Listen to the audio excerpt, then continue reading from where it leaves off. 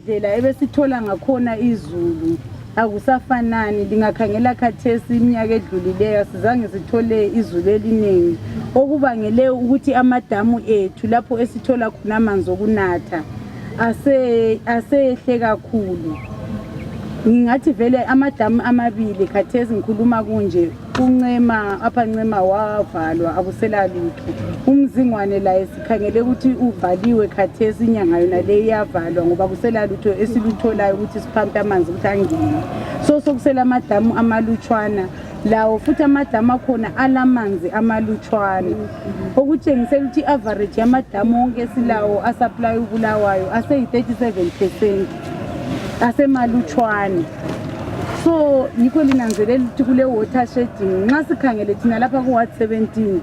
amanzi safa kumbiko ukuthi ahamba ngolwesithathu ekuseni aphenduke ngolwesihlanu ntambama. Kwesinye isikhathi liyalinanzelela ukuthi ayahamba kungayisolawo malanga. Siyaxolisa kusuka kube lama problems abekhona kumbe kudubukile kwenye indawo kumbe kusuke kwaba le amazesa khathi kusuke kwathi izesa yasicitshela kwasokusiba lohlupho lokuthi sehlule ukuphampa kude ngesikhathi njengoba vele lamanzi angenayo engasasanele. So siyaxolisa kakhulu kulokho njengobulawayo City Council. Kodwa kuyaqhubeka iwater shedding ikhona njengoba liyananzelela ukuthi izulu lokho lingakani okungayenza ukuthi kube lomahluko. So iwater shedding iyaqhubeka ibe khona. Ngohlupho lona lesilalo lokuthi amanzi ayasilela kule water shedding liyananzelela ukuthi amasuwa ethu ayadubuka sihlala amanzi angcolileyo indawo eziningi angithi okubangelwa ukuthi ngesikhathi sone siyana amanzi engekho sisebenzisa ama toilet ethu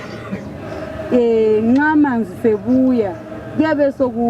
ingcekeza leni yabe sinamathele ngoba kuyabe kungela pressure yamanzi ukwenzela ukuthi kuhambe. So kube sokusiba lamasuwa best amaningi libe seli report ukuthi uCouncil uyaphuza ukulungisa uCouncil uyaphuza.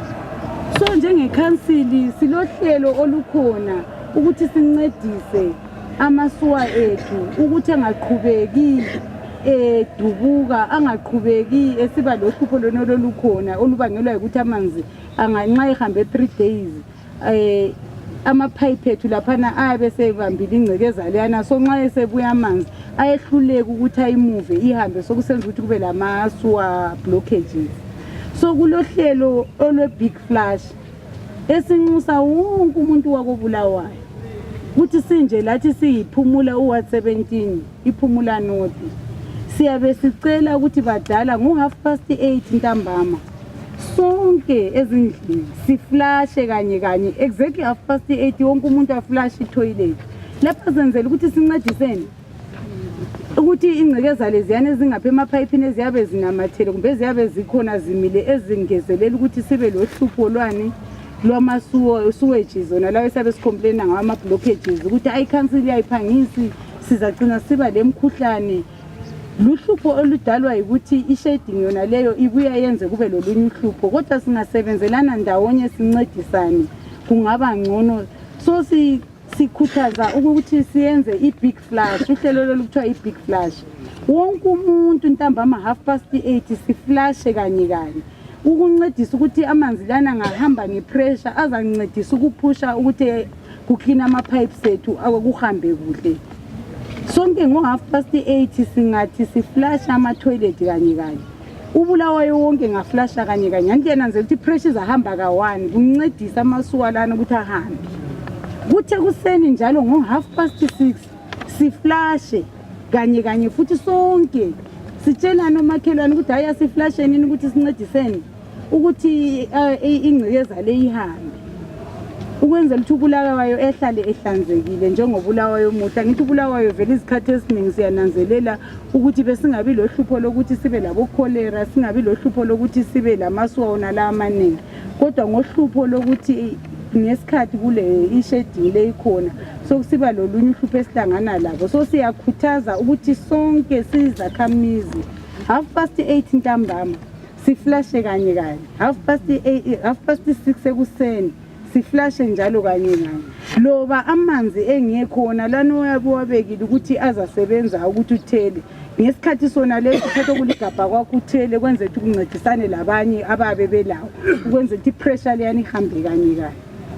Yiso isicelo njengobulawayo esithemba ukuthi thina njengo-Ward 17 sizasithathela phezulu sazise lapho esihamba khona abanye ukuthi 8:30 ntambama zonke izakhamizi zakobulawayo siyakhuthaza ukuthi siflashe kanye kanye. Yilo uhlelo lwe-Big Flash. Kuthi ekuseni 6:30 siflashe kanye kanye sincedise ukwenzela ukuthi uhlupho lolu lungangcini lusingenisela ukuthi kube lemikhuhlane kumbe kube lani. Sincedisa ipressure kumasuwazi ethu ukuthi kuklineke kube ngobulawayo omuhle. Ngiqhubeke njalo endaweni zamanzi. Ngiyananzelela kuma rates lapha zakhamizi. Angithi abaningi batholile incwadi zokuthi i-council izabuya izovala amanzi. Wona vele ngekho. Ngezikwelede esilazi. Ayisikuthi i-council ikhangelele ukuthi ijabulela ukuthi livalele amanzi. Kodwa babe bezama ukukhuthaza ukuthi khona libuye lizokhipha okuncane ngoba ama-services wonke wona lawa yenzakalayo ukuthi izimota zigijime zibuye zilungise lapho kuyabe kule blockage kumbe lapho kuyabe kulamanzi avuzayo ukuthi benze imisebenzi yokuthi ubulawayo aqhubekele phambili. Kuyabe kumele thina njengabanikazi bakabulawayo thina njengabahlali bakabulawayo sibhadala ama-rates ukwenzela ukuthi i-council yethu ikwanise ukuthi yenze eminye imisebenzi okumele iyenze. Ngoba nxa singafaki lutho ubulawayo kasoze aphumelele njalo akasoze athuthuke. Ubulawayo yithi sizabe sesithi sizathi counseling ngubani ongayenzanga kuyithi singabhadalanga. Ibulawayo City Council iyavuma futhi ukuthi lenze ama-payment plans. Angithi khathesi liphi abatholile incwadi zama-disconnection likhululekile ukuthi lihambe housing office liye ukuthi udrayiva kithi mina ngiyacela ukuthi ngile mali engaka ngile $100 kumbe le $200 kodwa ngiyathembisa ukuthi ngenyanga ngiyanelisa ukukhipha i-$50 engilayo enkulu khathesi ngiyanelisa ukuyithola kumbe $200 but akumelanga lenze i-payment plan yemali elingeke lina liyanelisa. Siyananzelela ukuthi isikhathi esikuso khathesi isikhathi esizima kula muntu olemali. Kodwa khathesi i-council ivalela ukuthi izama ukuthi ikhuthaze ngoba kuqhakathekile ayingeke i-council yanelise ukuthi isenzele imisebenzi yokuthi igcine ubulawayo ehlanzekile ukwenzela ukuthi banelise ukuthi bathathe ingcekeza nale ukuthi omabhimu babuye bathatha ngithi kuyafuneka ifuel yokuthi abazolungisa amasuwa bahambe ngayo. Kule mithi efunakalayo kumele ithengwe. Amanzi ona lawo esiwanathayo kule mithi efakwayo ethengwa ngama-foreign currency. Kodwa siyabe sifuna amanzi ahlanzekileyo kodwa thina kulalutho esilukuphosela ku-City Council. Engikucelayo badala ukuthi abalezi ncwadi lezi bengakalivaleli livunyelwe ukuhamba e-housing office ku-office number 4 liyekhulumisana labo ukuthi lile mali engaka licela ukwenza ama-payment plan. Akula muntu omele abiselwe emuva. Bengixoxisana labe housing office ukuthi kumele bakunanzelele ukuthi ukuthola kwethu kwehlukene. Umuntu maye buye phethe khona lokho yikho ayabe ekwanelisa. Akufanani kulokuthi ucine ungasabhadalanga ukuthi ngoba bayalila ukwenza i-payment plan. Engikukhuthazayo ukuthi la nxa seliyenzile i-payment plan but kungaba lesikhathi ukuthi utholile okunye okuyimali kumbe kuku-eco cash. City Council iyavuma i-eco cash, iyavuma i-swipe, iyavuma i-cash. Liyanelisa i-council ayali ukuthi lokhu usendlini uchaye inamba zakho ze-eco cash leziyani ujikele kuyi-$5 extra kubone kukhona kulokuthi ujusi airtime.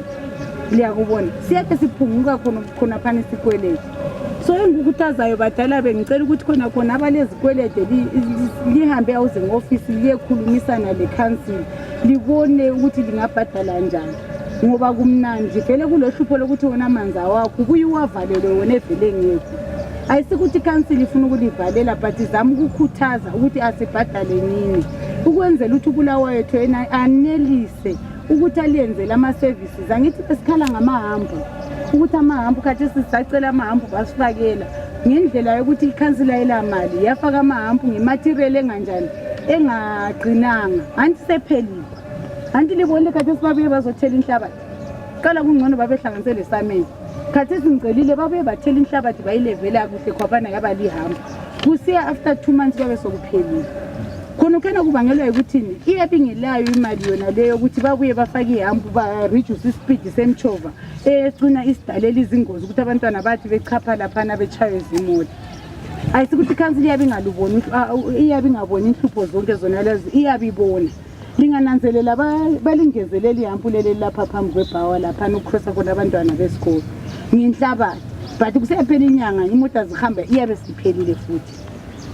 but kuyikuthi ikhansili lemali lathi sisebenza sincedisa ukuthi ikhansili yethu ihambe sijikela khonokho kuncane kuyabe kumele bathenga imaterial eyiyo efaneleyo ukuthi bafake njengethara ukuthi ihampu langikhona lingapheli but ngendleko zakhona i-city council yabo iyabe inganelisi kodwa babe bezizile izikhala zokuthi sicela ihampu lapha sicela la ngapha bafakile lapha bafakile phambili kusiyaphutsha kungema-road ngalelinye futhi azange bafake indawo eziningi kodwa bazali khona ukuthi khonokho kukhona babe bezama ukuthi bakwenze ukuthi basincedise ukuthi sithole esiyabe sikucela. Ku-agenda yethu bekule issue eyama-landlords lama-tenants abanikazi bezindlu lamaloja silohlupho kakhulu esihlangana lawo njengezisigaba nje lobukhokheli uhlupho abanikazi bezindlu babe sebezothinga sebexotsha abantu abasabhadali labo ngale khansilini bengasabhadali sebevalelwa amanzi so njengezakhamizi kukithi ukuthi sikhulumisane nxa udinga umuntu omaziyo umuntu owaziyo ukuthi nxa umdingela ukuthi azokuncedisa so umuntu ozafika futhi akuhlukumeze ekutshela ukuthi angilayo imali angeke mbhadale ngoba iqiniso ukuthi kuyabe kumele imfanelo lawe uzithole ukwanisa uyafaka ngaphi ekhansilini kodwa singatsho njalo ukuthi abanikazi bezindlu selihlukumeza abantu laba abasincedisayo angithi laba abalazi izindlu badinga ukuhlala abanye babe sebebahlukumeza yebhadala ngama-US dollars yebhadala kanje but ikhansili ayibhadalisi ngama-US dollars ibhadalisa ngama-RTGS ibhadalisa nge-ecocash ibhadalisa nge-swipe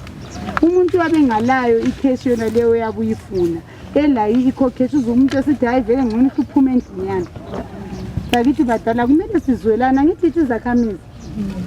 lana ukuze libe yizindlu lithola izindlu laqalela lapha elaqalela khona labo bayahluma basadinga ukuphila befihla amakhande behleli belana engikukhuthazayo ukuthi bakithi asihlalisaneni kuhle uhlupho lwama-complaints amaloja engasafuni kubhadala abanikazi bezindlu behlukumeza amaloja luyanda kakhulu esigabeni luyanda kakhulu njalo ngiyakhuthaza ababe becelile ukuhlala ezindaweni bahlonipha abanikazi bezindlu kwenzela ukuthi nxa ungalayo uhambe emtshela hayi ngisadinga hayi ukuthi uthi vele ngiyaphuma sengihlala i-3 months antinotice 3 months uhlezi 3 months rent ilokhu zamanzi uyakuwasebenzisa ize siyabi-charge so usuphuma lapha ugogo omtshiya isikwelede lesana uzancediswa ngubani yena ubedinge wena ukuthi umncedise kukithi bazali ukuthi sincedisane mina okunzisa ubuhlungu ukuthi lapha izindlu eziningi ezabogogo labokhulu babe sebethwele nzima abantu abadala amaloja sebathwalise nzima ukuthi vele ngiyaphuma ngiyayihlala i-3 months notice angisabhadali lutho esebenzisa amanzi esebenzisa amagetsi athi sengihlalela ukuthi sengifuna ukuhamba ugogo asile senzani ngesikwelede lesiyana sikhulu ngicela ukuthi uma sisenza izinto sicabangelane ukuthi ngumzali wami umakhelwane wami sifisa ukuthi thina njengesigaba sihlalisane kuhle singathwalisani nzima njalo nxa omunye eqolisa ethi angilayo imali ayikho lezi nsuku nxa ethembise ethembekile ethi ukuthi uzayikhipha nini kulokuthi sikhiphane lokhana okungani ngokobudlangudla phuma besingakukhuthazi khona lokho ngoba singabantu ubuntu bethu buqakathekile sonke isikhathi.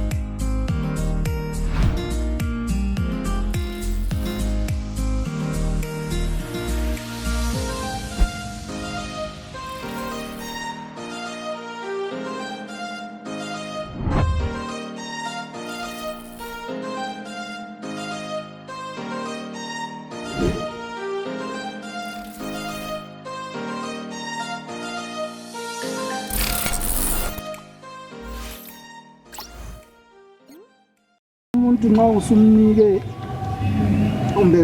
usumnike i3 month notice uyathi ngiyahlala i3 month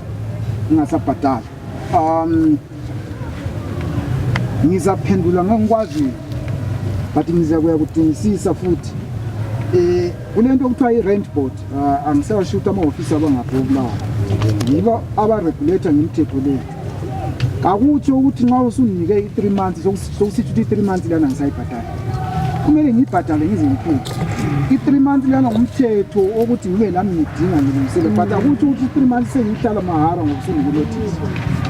so akulunganga khona but lo ngisisho ukuthi sizadingisisa ukuthi wena le ndoda uprotecteka okungakanani ngamuntu lwana engasabhadalanga lo munye futhi umama la othile lapho ukuthi umuntu uyahamba enge-1 year ethi impahla zakhe ngifuna ukuthi ngiphendule lapha bazali okuthiwe ngumama ukhansile liyini izakhamizi zephumula nodi lapha asilekeleni ukuthi izindlu zethu ngazidinga abantu bokuloja sokungani senza ibhizinisi ukhansi ukubeka ukuthi wathi liyabe lincedisana nithi into engizama utsho lapha ukuthi ungabona umuntu ezihambela nje ethi ngidinga indlu yokuhlala hayi buya kimi khona ngokule mali izathatha lezigebenga phezalala zibhinga abantwana ebusuku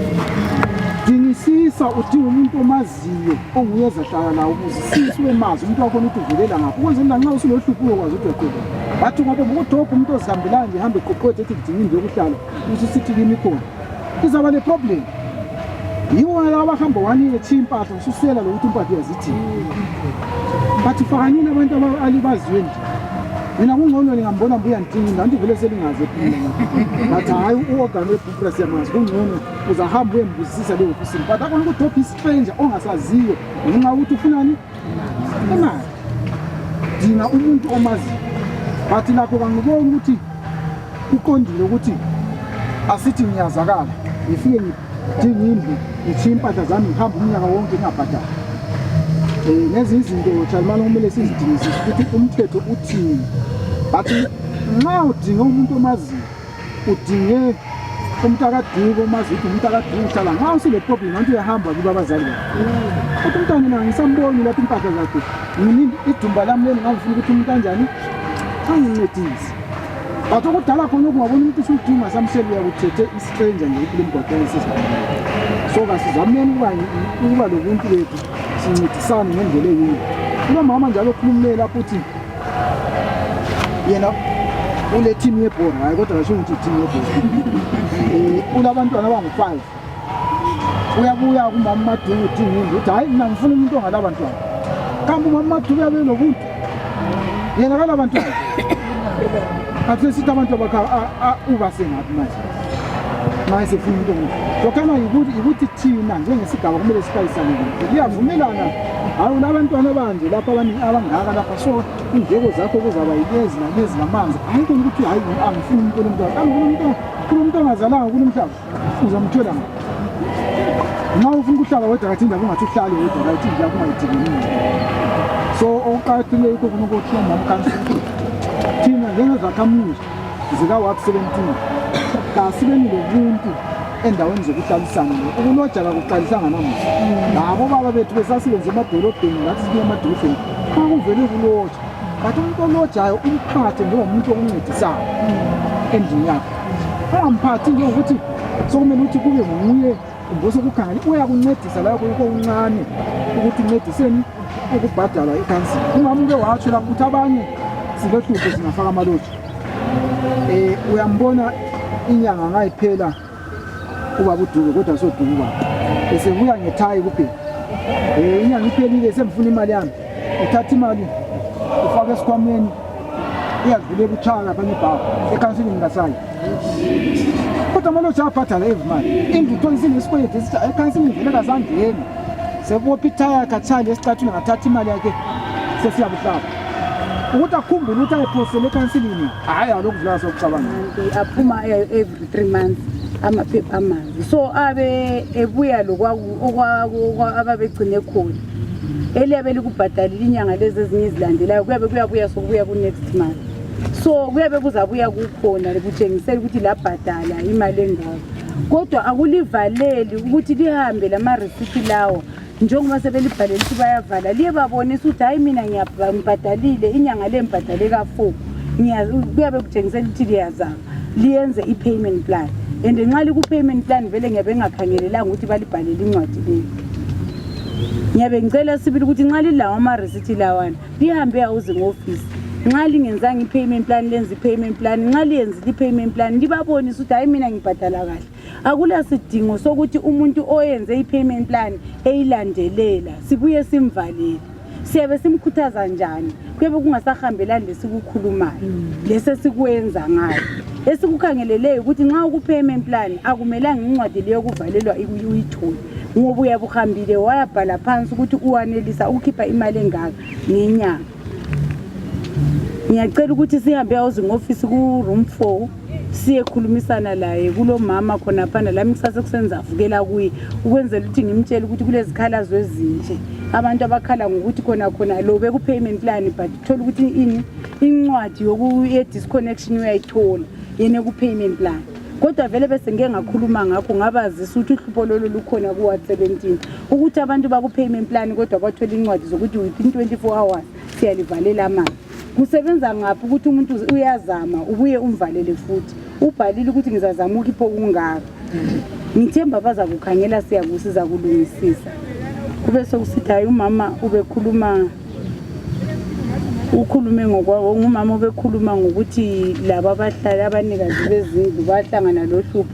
Yizinto mama ezitholakalayo ukuthi umthetho awusekho ubuntu bethu abusekho abantu abethu asisabafundisa imithetho ukuthi lalapho esiyaloja khona kuba lohlupho.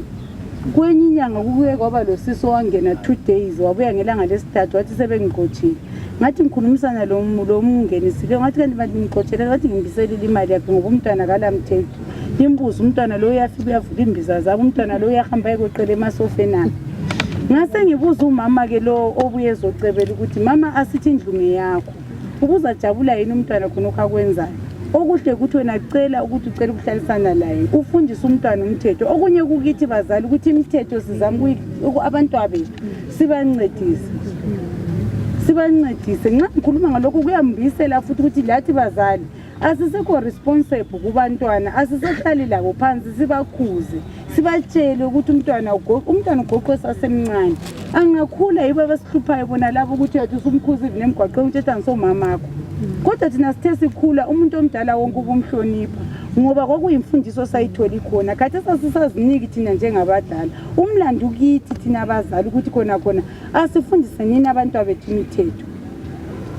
Asibe ni responsible loba abantwana besiya esikolo futhi i-responsibility yethu ukuthi sibe kwazi abantwana bayafika esikolo abantwana bayahamba esikolo nsuku zonke lingananzelela abadala abaningi sebesisele ekhaya ama-report ukuthi uzothi abantwana baphendukele emagrosi abanye abantwana vele abaye esikolo kodwa ubhadala i-school fees ungabi responsible ukuthi uhambe esikolo uye-check ukuthi umntwana uyafika esikolo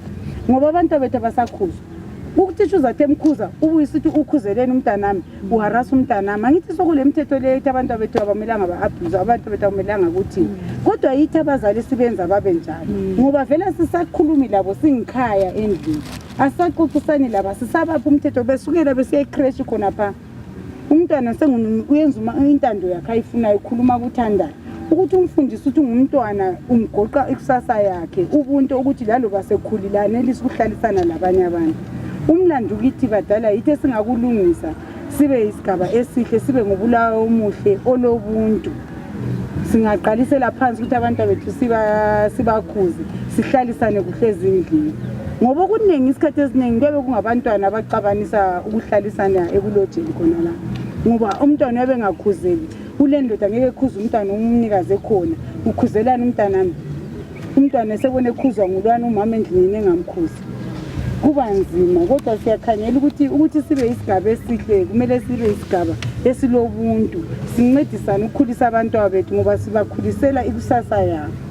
Hayi sizacela umhlangano sacela basilungisele ke sibuye sizokhulumisana layo uzisa ngoba indlela siphatha ngayo nambona ngani asisenelisi ukuphila ngozesa ngoba izesa indlela esisenza ngayo igate sesisebenzisa kuphela kwesikhathi esincane sicharge amafoni ukuthi sithi siyapheka ngozesa sayisiqamba amanga ngike ngaba la inye ivike ngibe khona lami sibili hayi lami ngibuzile ubuhlungu njengani libuza ubuhlungu uyathuthu uyavuka isehambile uthuthu sofuza ubasa umlilo ugesi umntwana ahamba esikole ayinanga ngoba ubuye phakathi kobusuku mbe ngo2 usathi kumbe namhlanje uzakuthi awuza kudonsa zafike ngesikhathi sakhe ngathi ngathi ngeke ngilandele ischedule sakhe uzesa sesimsebenzisa ukucharge amafoni ngike ngaba lo mbuzo weparliament to uminister ukuthi then uthini ngoba ayisiba bonke abalama cash power bakhona abalama fixed so umuntu uzayibhadala njani $17 cause ngithe senze calculation yami uzathenga inkuni ekuseni it was around $6 uthenga amakhandlela uthenge futhi inkuni intambama so total mali liyana imali inyanga nxa iphela isilingana le mali ofanele ngawubhadala ngayo izesi so nxa uzese ebuye ethi ungivalelani yena vele ngoba yena vele ehlale njani engekho wehlule kuminister wathi put it in writing ngiyakufaka in writing khona kusegrikeni ungathi inkomo imile lapha uyibona ukuthi ngenduna ukuze sithi akuyizama ukuthi uyithathe umpikitsho ubone kuhle ukuthi sibonke njani hayi lokho akusayenzi sizacela ubaba lapha next first meeting yethu next year sicela usibizele uzese ngoba ngibone improvement angiboni improvement kazeshe ngizanika i-feedback yami ngoba ngeke ngaba lapha ehholo baba labo babakhalaza kakhulu ngenasa handi ngibona ngani ngile ndaba ezinhle ngoba even la ku-newspaper ngibona ngani ke kaphuma ukuthi inasa ingani ikhwezile imali but angikezi ukuthi ikhweze emalini ngiyabe mfuthi mhlali siyathatha imali zenu singazihlangane ehholo lisho ukuthi ukhweze ngemalini ngoba sifuthi at least nayithi ukhwezile akhweze ngemali lana ezenza ukuthi ngona lani bogogo labokhulu izizwa ngani kanjani iyaphefumula ngoba ezithi izikhathesi sikhuluma sinje ugogo nje mina ngikho ngisithi labana abakhala ngama sanctions mina enguma sanctions ngoba yime ngitaxwayo ugogo nguyo taxwayo ngoba ugogo i2% lana bamthathela yona is as good as ukuthi ugogo ya sanction so siyafuna ukwazi ifigure yakhe ukuthi khona imalini ababakhwezeleyo ngayo ngoba ngizwile sila unisipha khunta hayi iyakhalazo zabo zizwakele balokhu ba renew lokhu zena i-payment yenasa sisezwa nxa seliholile selikuya selisitshela hayi bakhiphile from anti last time sibesigcina kuthiwa ngama-$32 34 khona sizwe ukuthi bayenze mayi bakhwezwa kwaba imali ma ikhwelile hayi siyabonga nxa ikhwelile because ehlekelela uba abantu ngoba yikho khona okungithuma kwenu lami ngafika ngayo ngoba lami ngikucommittee e-public service and social welfare hayi ngatholana labanye labo vela ababebuhlungu khona ubungcono nangiba ukuthi bathole ama-320 sikhangelela ukuthi ngenyanga ezizayo bebethe benjani bekhweza kungami khonapho ku-320 ngoba izaba yi-320 but izinto zikhola nini njalo sesikhulekela ukuthi ibe yi-320 ingani yanjani iyakhweliye phambili njengendlela anjani i-economy yethu eyiyo ngayo anti then ngithanda ukulibonga kulabanye abaphathekayo kakhulu ngoba samemezela ukuthi uzaba lamabhili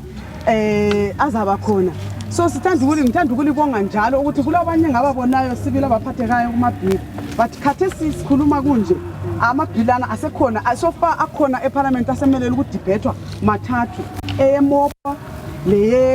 educational bill lana abahamba bebhoda bebuza abantu ukuthi lifunani ngoba sokulezinto eziningi esezenzakala ezikolo abantu abethe bekhula masinyana abanye sebedrop isikolo ngesikhathi esincane umntwana ugrade 7 uzotha semithi so abantu basebetshela ukuthi nxa kuyenzeka ezikolo kube le subject yokufundisa especially abantwana abangamantombazana ngeni ngama-dangers ngoba into ekhona ukuthi umntwana ole 9 years 10 years nasamkhangelela ukuthi umntwana nxa isele 9 years 10 years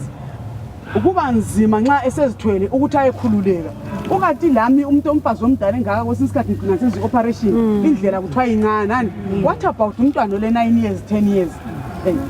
so nxa amabhili lawana edibhethwa ngiyabe ngitshela lani imbono yenu abanye ukuthi ubuhlungu bangikhona asisela ama-TV cala sinama-TV besilabo abanye besithumezela ama-message ukuthi buzani lokhu buzani njani but nxa bebuyile phansi fakanini imbono yenu ukuthi lina libona kunjani ngoba indlela esiyenzakala ngakhona akusafani la kudala kudala at least abantwana bebekhula even though abantu bebezala sibula ama-14 15 years bekungakhanyi kula khathesi khathesi sokudla kukhanya ukuthi umntwana ole 9 years umntwana ole 10 years kuyethusa nje esigabeni lathi kodwa sinjalo singamele abantwana bethu befundiswa ngaphi ezikolo lathi njengabazali asizameni ukuthi siphatheke sibili njengotshilo ukhansela pha ukuthi asibeni lothando labantwana bethu asihlaleni phansi labantwana bethu sibakhuza abantwana sibabonise ukuthi nxa esezithwele ejini encane engakaya kulobuhlungu lobu angahlangana lapho kwesisikhathi adlule emhlabeni esithi uyabeletha ngoba mina ngikhumbula ngesikhathi ngibeletha wawumezwa lo nyawo ukuthi nxa usagqokisa izencane sofuze operate ibuhlungu operation liyana for umntwana ole 10 years ngiyalicela zihlobo zami asincedisaneni umntanami ngumntanakho mina ngingekho umntanami la ungambona uyamkhuza senzele ukuthi onkhona isigaba sethu sihlale sinjani silobuntu then ngiyakwazi ukuthi kulobuhlungu kulabogogo abamfoneleyo sambe ezibhedlela amadokotela kakula imithi kayikho amahlobo zethu ukuthi at least kukhona ukuphuma kuma newspaper anti liyakwazi ukuthi udokotela sekuxotshiwe lokhu lalokhu yana but lathi siyalwisa ukuthi awungeke umxotshe udokotela ulelungelo lokuthi akhale ngento nxa enjani udokotela ezahola imali ehlule ukuthi athele fuel emotweni yakhe inyanga iziyephela ngamanye amagama ubusukhangela indlela abafunda yini elibafundisayo futhi abantwana benu la njengomzali ufundisa umntanakho kuba buhlungu ukuthi umntanakho engasatholi isalary emeneleyo ukuthi laye afundise omunye umntwana athi la umfundisela emhambise university ukuthi lawo ungathi phambili usukhulile afundise abanye hayi kodwa siyazama lathi ukuthi sikhulumisane le government yethu ukuthi hayi abantu laba